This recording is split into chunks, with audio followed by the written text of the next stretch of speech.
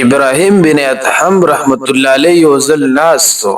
په دغه مجلس کې یو ناڅاپه سړی راغی طلبه کرامو ته درس کولو چې دغه دوران یو سړی راغی ناشنا مسافر سلور طرف ته قتل او د محل ته قتل نو ابراهیم بن ادهم رحمت الله علیه نه تاسو کو چې دا سړی څوک دی هغه ورته ویل چې دا خو سړی نه دی دا خو زما محل له ستا کې فرق دی که څنګه که ته په خبره نه پوهېږي نو ابراهیم بن ادهم رحمت الله علیه ته وویل چې دې کې مخکې څوک وي دې کې زما پلارو بیا ورته وویل چې تا نه د هغه نه مخکې څوک وي دې کې زموږ نیکو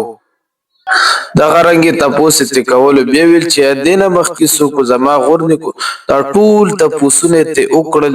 نو ورته وویل ابراهیم بن ادهم رحمت الله علیه ته چې زه خو تا ته ویم کنه چې دا مسافرخانه هر انسان دین تلون کې د غیت لاړ نو تلبته هم زی او ابراهیم بن ادهم رحمت الله علیه ته پته نو چې دا ملک الموت دی نو ورته ویل چې په دې محل باندې منازيګه اے ابراهیم بن ادهم